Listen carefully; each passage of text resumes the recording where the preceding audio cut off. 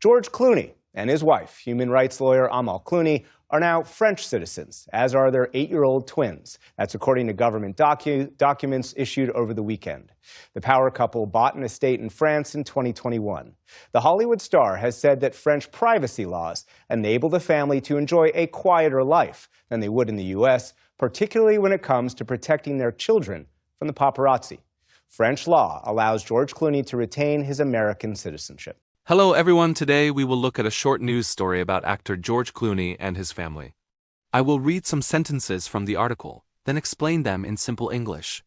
George Clooney and his wife, human rights lawyer Amal Clooney, are now French citizens, as are their 8-year-old twins.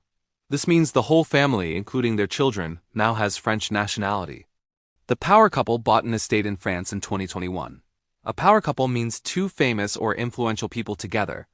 An estate is a large house with land.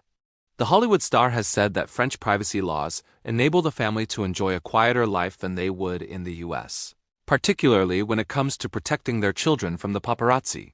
Clooney says French laws about privacy help them live more peacefully, especially protecting their kids from photographers. Privacy laws means rules that protect personal life.